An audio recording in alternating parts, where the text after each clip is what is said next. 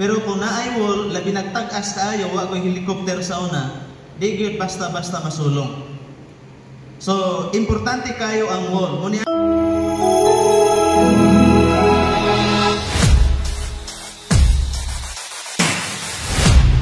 Sa kinabuhi sa mga Israelites, ani nga time, gikan sa ilang pagkabihag dito sa Babylonia, gitugutan na sila pagbalik pauli nga to sa Jerusalem.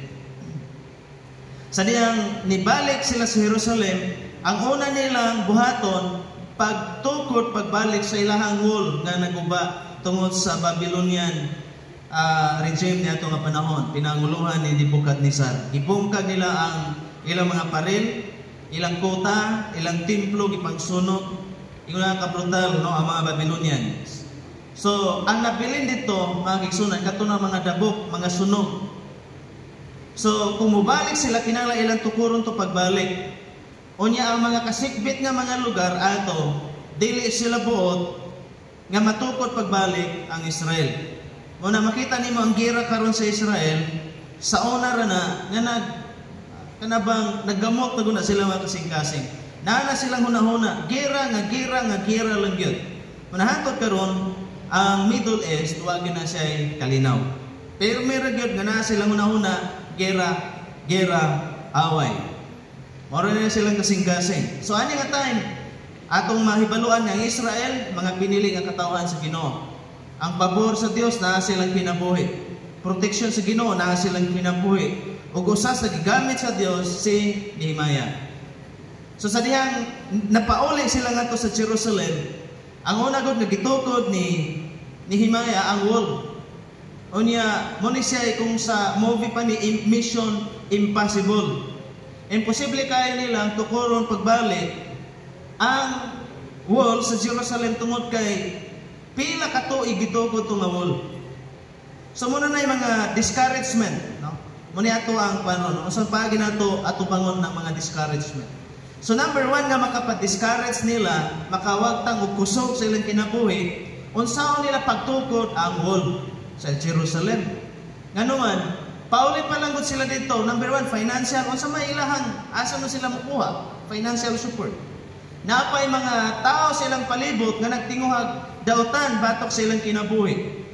Na ato makita ng mga gigsunan, verse 1 about sa 3, nadiha ang mga bugal-bugal, mga pangdaot sa laing tao silang kinabuhi, nga makapadiskurahe kayo sa kinabuhi ni Nehemiah o sa mga Israelites. Pero tanaw ni mo, unsay response no ni Nehemiah o sa mga Israelites. Actually, si Nehemiah jud ang nangulo niani. Siya mo nagmandar, siya mo nagmando unsay angay buhaton. Atong mga pagtulunan ang kinabuhi ni Nehemiah, unsaon na to pag-overcome kini nga mga pag-insulto. Na nakita ba ninyo mga pag-insulto, pahimaraot, nga makapadiskurahe kayo sa kinabuhi ni Nehemiah o sa mga Israelites?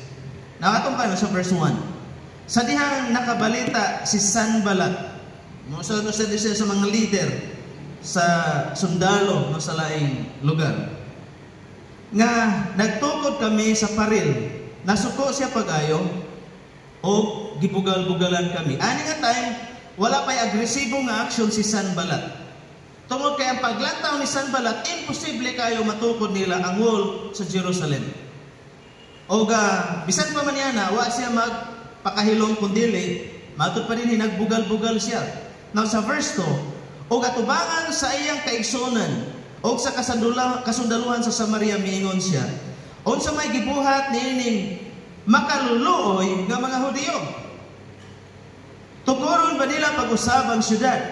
Nagtuo ba sila pinaagi sa paghalad og mga mananap? Mahuman nila pag-ayo ang paril sa usa lamang kadlaw?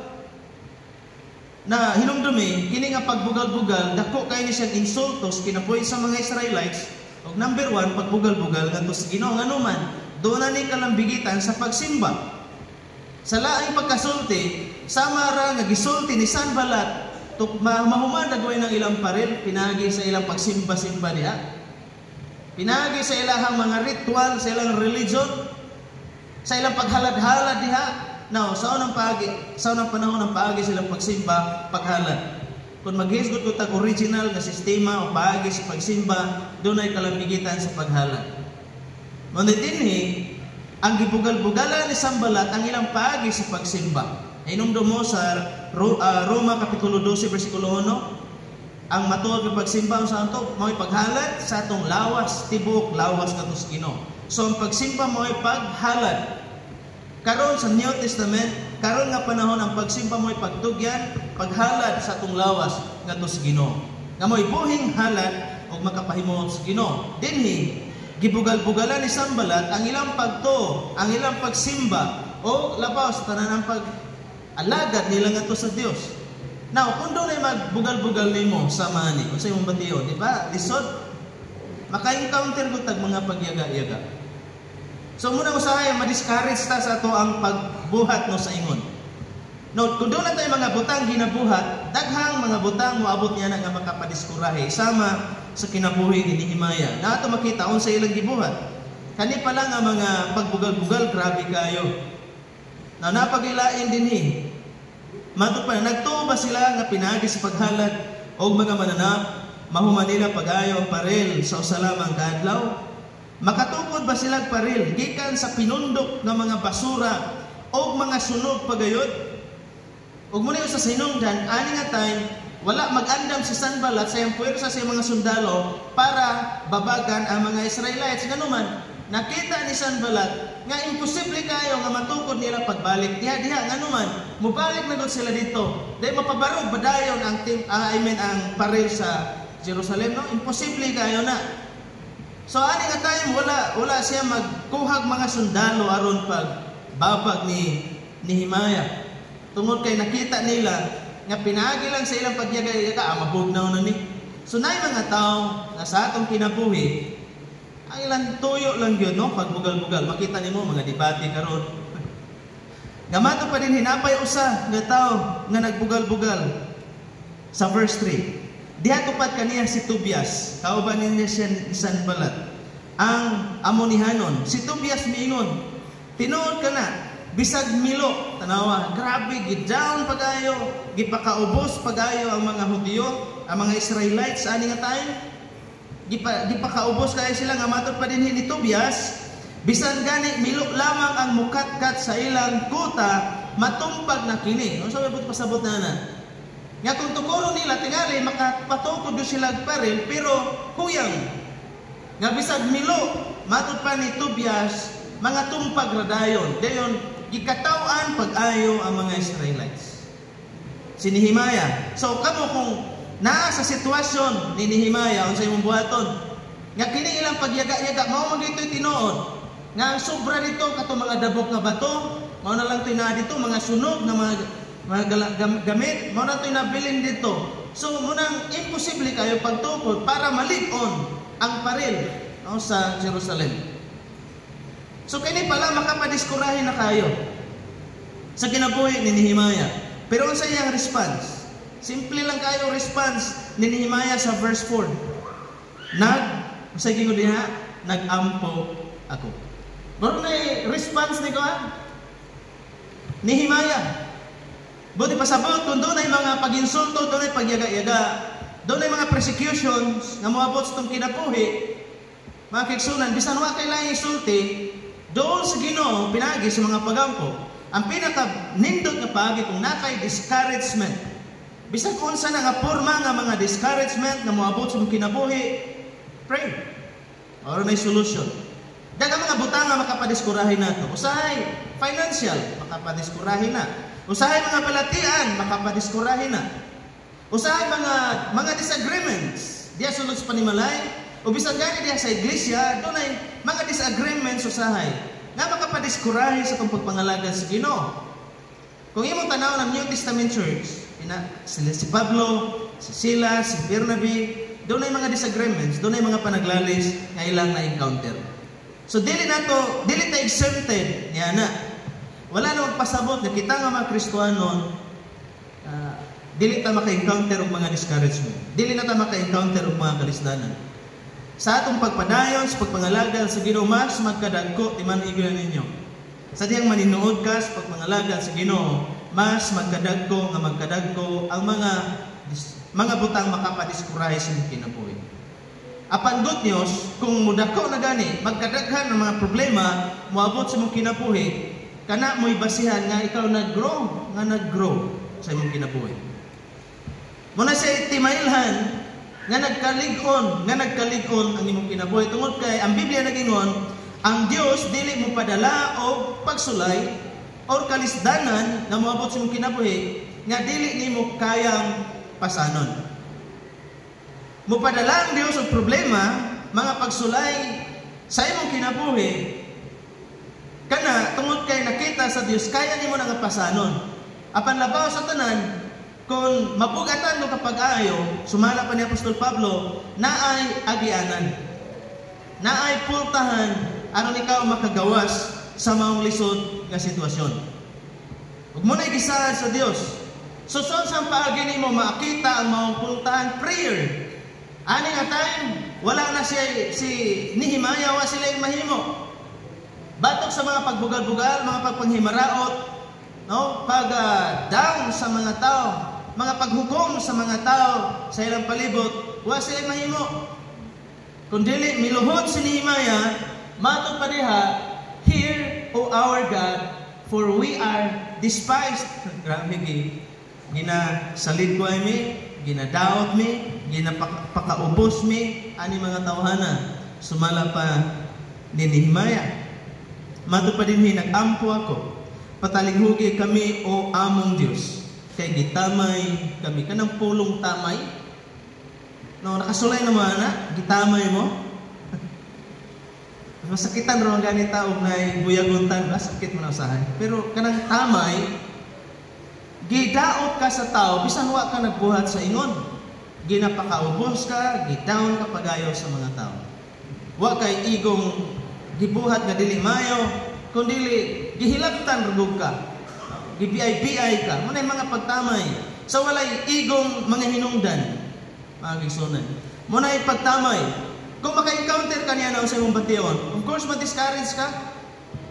Sa diyang tamayon ka, sa diyang daoton ka, taogot ta, nagot tay emosyon. So, masakitan ka, ma-down ka. Now, ang pangutana, saan pagi ka mo react, saan pagi ni mo atubangon ang mga emosyon. Kaya nga itong kaaway, di man itong tao na nagdaot nato. Muna kita mga Christian, ang atong pagpakik-away dili sa dugo o sa unod, kundi dili spiritual baton. So saan paagi nato bangon? Diha gipakita ni Nehemiah ang epektibong paagi unsaon pag-atubang kining mga discouragement, mga kalisdanan nga moabot ingon ini, mga igsunan, pinagi lang gyud sa mga pagampo. Nang sa verse 5 unsay gingon dinha? Ayaw pasayloa, grabe ning prayer ni Nehemiah. Ayaw pasayloa ang ilang paglapas, ug ayaw hikalimti ang ilang sala. Kay gipakaulawan nila kami nga nagtukod sa mga paril. Busa gitukod namo ang paril, ug dali rang nahuman tanawa. Muni milagro dinhi. Human sila nagpray, human sila nagampo. Actually di kay si Nehemiah rin nga nagpray. Apil na itong mga lalaki dito nga miadto dito sa Jerusalem aron sa pagtukod pagbalik. Nagampo sila, tanawa. Human nila pagampo, nagtukod sila, naay milagro. Hinumduman ninyo, kigsunan, nga ang paril sa Jerusalem, pila ka mga katuigan to gitukod. Wato na human sa 10 katuig, wato na human sa 20 katuig, hapog ito nga paril. Unya mo ito ilang i-restore pagbalik. Dili ko ito matukod pagbalik, pero tanawa. Taliwala sa mga discouragement na miabot silang kinabuhi, mga kigsunan, sa mga hulga, sa mga tao sa ilang palibot, unsay gibuhat nila, nagpray sila, o human sila nagpray, si Nehemiah mismo ningon, matod pa niya, busa gitukod namo ang paril, o dali rang nahuman. Na kung imo imagine ni ba? Kung imo tiwasong pagbasa ang book ni Nehemiah, pila ka bulan lang nila? Kabantay mo atong challenge na to sana, 52 days. Nahuman nila tukod pagbalik ang paril, no, sa Jerusalem in 52 days. Imagine kato tukuron pila to katuig, pero nahuman nila sa 52 lamang katuig I mean, adlaw. So imagine na, milagro wala. Milagro to. Nangahadlok ko to sila. Nangaluya to sila tungod sa mga discouragement. Apan human sila, nag-ampo, na-recharge ang ilang kinabuhi. Nakaangkon sila kadasig. Nakaangkon sila kusog pagbalik. Na kung sa atong kinabuhi, tanawa ang pattern. Maka-encounter man ta sa susama, dili pareha ato nga sitwasyon. Pero sa paagi nga din, doon ay mga buta makapadiskurahin nato. Kung buta nga maatubang nato nga malampuson ang mga discouragement, ang pattern nga gihatag diha sa Biblia, ang pinakasolusyon is prayer. Luhod sa Dios pinagi sa mga pag-ampo. Diha sa pag-ampo na ibuhaton ng Ginoo. Buti pasabot, una ka mohimog desisyon unsay imong buhaton. Una ka sulti unsay angan imong usulti, i-pray una. Kung doon ay mga pagpangdaot, kung doon ay mga insulto nga imong nadungog, mga gigsunan, gikan sa lain nga mga tao, ang atong buhaton, sumala pa sa Bible, nga gipakita sa kinabuhi ni Nehemiah, pinagi sa pagampo. Dinuman sa pagampo, saksiha ang buhaton sa Dios. Makita o mabati nimo ang buhaton sa Dios alang sa imong kinabuhi. Naadyo'y mahitabo. Naadyo'y buhaton ng Ginoo kon sa kinasingkasing muluhod tatubangan sa Dios. Ako nagtugo ko nga diha sa pagluhod no sa mga pagampo, naadyo'y buhaton ng Dios sa atong mga kinabuhi. Naadyo'y mahitabo. Naadyo'y muabot sa imong kinabuhi, agig tubag sa Dios sa imong mga pagampo. Tingali maguna-una na, pastor, ako naman ang gibuhat. Di lang nato questionon ang Ginoo kung nakulangan ta sa iyang tubag. Ang pinaka-importante sama ni Pablo nga magpuyutan nga makontento. Kung unsay ihatag sa Ginoo, kung unsay itubag sa Dios, sa ato mga pagampo dawata na. Kay basig tuwa pa sa unahan. Basig wala pa karon. Dili pa karon moabot ang imong ipangayo. Usahay na god natay gi-expect nga murag natay timeline. Nga dapat diha kutob, dapat sunod semana madawat na ko ni, dapat sunod bulan madawat na ko ni, pero dili man gud ingon ana ang paagi sa Dios sa pagtubag sa inyong mga pagampo. Usahay dunay mga tubag sa Dios diha dayon. Ka-experience mo ana? Mo pay pagampo ninyo, abot dayon. Actually, kabalo ko inyo nang na-experience. Pero usahay din nato makita mo nang importante sa panahon nga mag-pray mo, be sensitive. Human ka nag-pray, dapat sensitive ka nga makita o mabati dayon nimo nga naay gibuhat sa Dios. Naay gibuhat ang Dios sa imong kinabuhi o sa imong palibot. Naagyon na masaksihan ko na nimo kung ikaw sensitive. Ngadto sa Ginoo kang sensitive man ka na mabati kun nimo ba.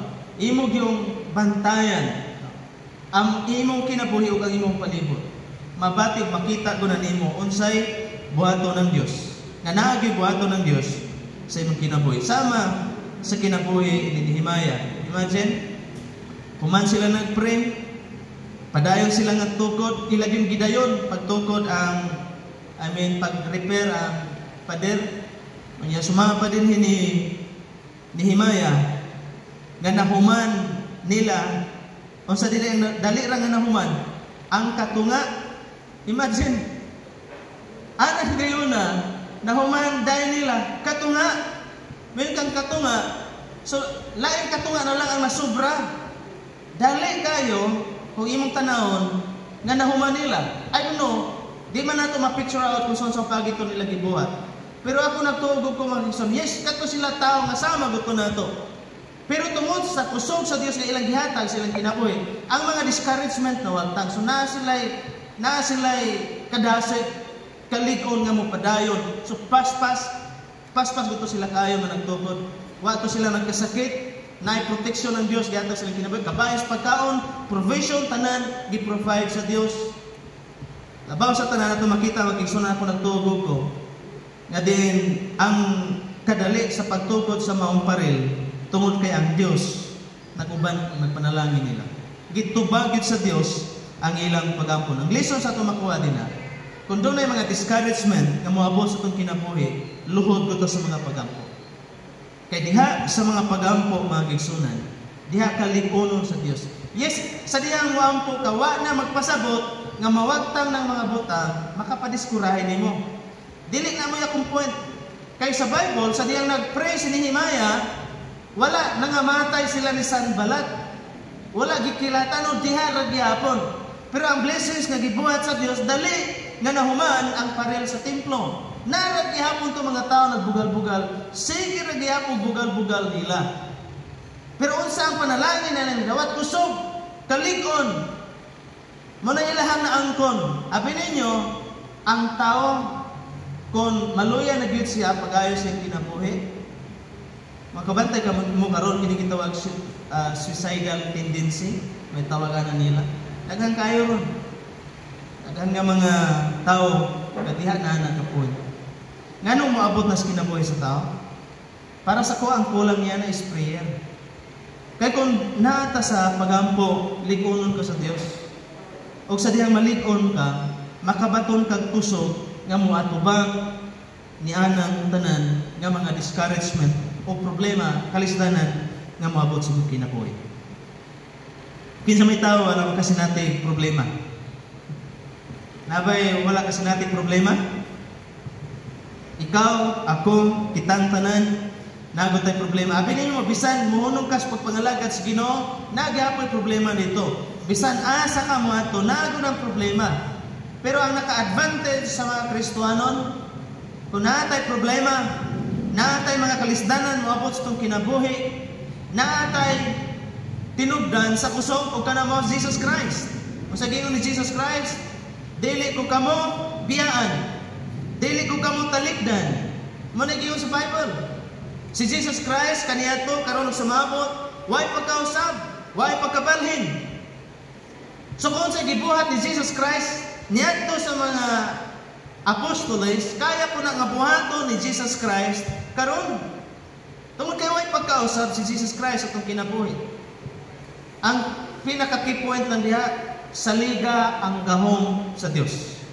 Sa diyang Biblia niingon nga siya way pagkausab, diha sa imong kasing-kasing, diha sa imong kinabuhi, saliga na. Nga ang Dios karon makigsunan makahimo siya.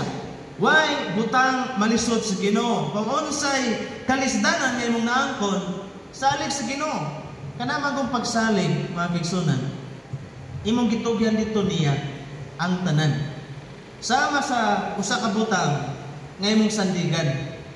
Dili ka mo sandig sa usa ka butang kung huyang. Di ba? Makita nimo ang usa ka butang nga medyo huyangon, dili nimo ihurot ang imong kusog dito para dili mapukan. Pero kung makita nimo ang usa ka butang likon, dili kumpiyansa ka, ibuhos nimo ang tanan nimong kusog at tanan nimong gibugaton dito sa mga usa ka butang. Ngano man kabalo ka nga makadaog na nimo ug ang Dios gamanan. Kung nahimo sa Dios ang kalibutan, kung napakalma ni Kristo ang dagat, napahunong niya ang bagyo, kana padagway mong problema karon dili kaya nga pahunongon sa Ginoo. Di ba napahunong man to niya? Nangalisan pag-ayo mga disciples. Yan nga time, tungod sa kadagko nga balod, tungod sa kakusog nga hangin. Apan sa ray gigingon ni Jesus Christ, bagyo, hunong. Banganga dahil itong mga disciples.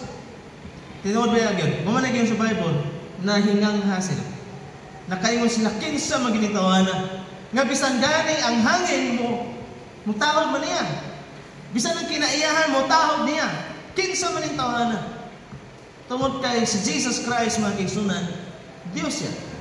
Siyang Mesiyas, nga mianhi sa kalibutan, nga makahimo sa pagsulbad sa problema sa mga tao. Muna yung mission ni Jesus Christ, ingon nga Mesiyas. Ang iyang mission, iyang sulbaro ng problema sa mga tao, gikan sa sala. Muna yung pinakadako nga mission ni Jesus Christ. Nga sa atong kinabuhi mga kigsunan, importante kayo nga usaya nga itong buhaton, kung doon ay mga discouragement, inalan, pray. Sa verse 7, but when Sanballat and Tobiah and the Arabs and the Ammonites and the Asdodites heard that the repairing of the walls of Jerusalem was going forward, and that the breaches were beginning to be closed, they were very angry. Unsay ilang reaction sa una? Sawa pa sila kasugod? Imposible kayo na. Bisan gani kuan, bisan milo mukat-kat niya, no. So ang ilang gidown nila pa, gilockdown nila pagayo si Nehemiah ug mga Israelites. Pero sa diyang nag-ampo si Nehemiah, na human pagdali, dali kayo nga nakapatukod sila og paril. O sa diyang nakapatukod sa tinahuman nila katunga, nasyak ang mga tao. Unsa ilang reaksyon, nasuko sila. Imagine, doon ay panahon sa itong kinabuhi mga kaigsunan, ikaw, ingon nga individual, doon ay mga tao, madili ka ganas ang kinabuhi. I-lockdown ka, ka na siya, maparihara na sila sa, inahaw, sa pagya. Doon ay mga tao, i-down ka, hukman ka sa kinabuhi. Murag, para sila, murag wa na kay future. Diba? Experience mo anak. No? Murag, para sila, guba na kayo mong kinabuhi. Pero, kung muswag ka, unsa na pa ilang isulti? Ay! Diba?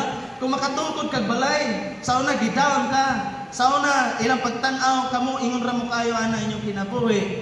Pero sa diyang muswag imong kinabuhi, naragyan mo negative comments sa mga tao. So unsa ikumpara nimo ang tao sa una ug karon way kalahian. Kung sa imong kinabuhi ubos kayo mo, i-down ka pagayo. Kung muswag ka, daoton ra gyapon ka. No? Muna'y problema sa ato ang katilingban karon. Ug muna'y naitabo sa mga Israelites.